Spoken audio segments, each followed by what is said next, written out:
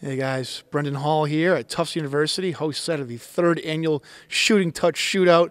What a remarkable 2 days we've had here alongside correspondent Andy Smith with us for the entire 2 days. Let's get right into the action. Eventful first day, but really the one everyone was wanted to see here. Central Catholic versus St. Anthony. Last year when they played this game at Emmanuel College, it was an epic finish. St. Anthony came away with a 52-48 win, but Central Catholic certainly came away throwing some haymakers there. A lot of nice things there. And we saw a lot of nice things in this one. Central takes a 10-point lead in the first half. Talon Nelson scores 15 of the first 19 points, including 3 of 3 from downtown. And then St. Anthony does what it usually does, and it just kind of eventually breaks away. But Central had a lot of good to come out of this, and obviously they lost tonight to Andover in an upset there. But Talon Nelson sure looked like the Talon Nelson evolved we saw from there.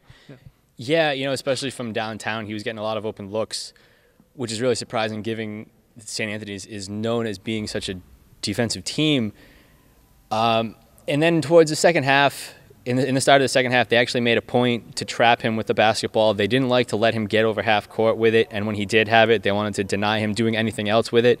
And he was always moving around the perimeter like he usually does to get those open looks from three, but they didn't allow him to do that. They really took him out of the game, and it became really concerning for Central because they had a hard time doing much of anything else without him. St. Anthony's pushed up its pressure towards the full court, and they really had a difficult time, especially with their young backcourt, moving the ball in and out from the wing to the middle of the floor.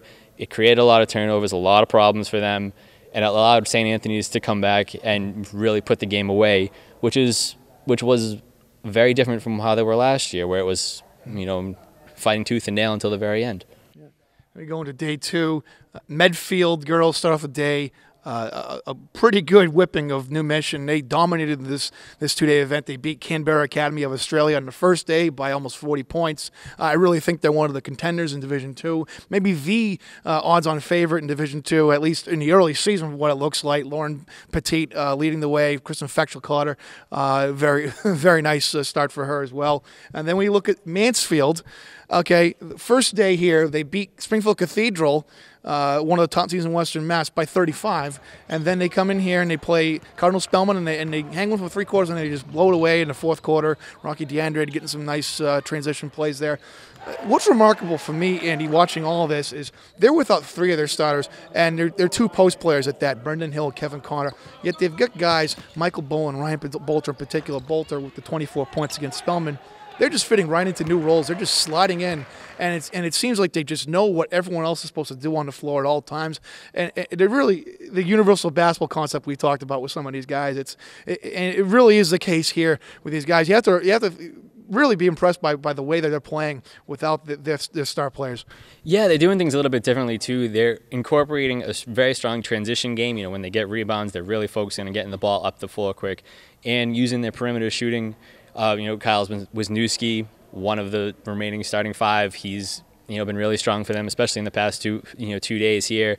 So it's a little different because we're used to seeing a kid like Brendan Hill, sit in the post and use his football skills, play around contact, to take the ball to the basket.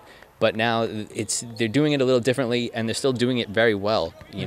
Neither game, they were in doubt early on, but as time went on, you really saw them really establish their dominance in the game that they wanted to play. So that was really interesting to see, especially this early in the season.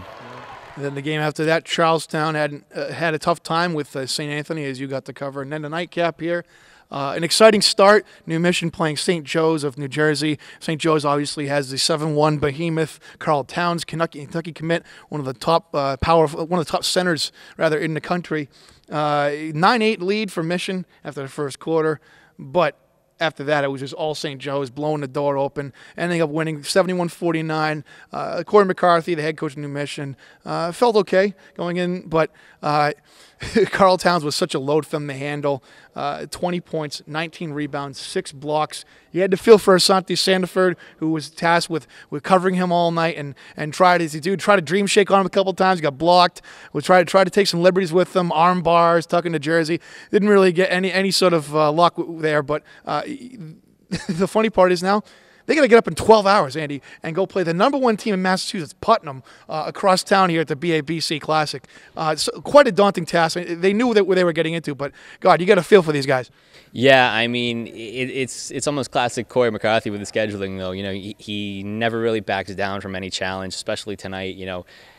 He doesn't have anybody on that team that's close to matching a 7'1" center, especially one that's going to be going high Division I like Carl Towns is, and it showed. But he really focused on, as the game went on, getting his team better.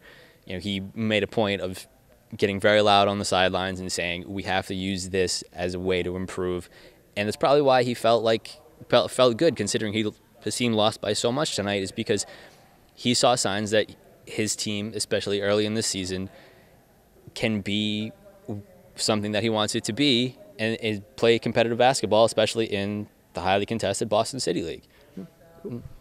Well, that'll do it for us here. 2 days of 2 great games here at Tufts University. Want to thank Justin Kittredge, president of Shooting Touch, great organization, putting on a great event. Want to thank Tufts University for the hospitality these last 2 days.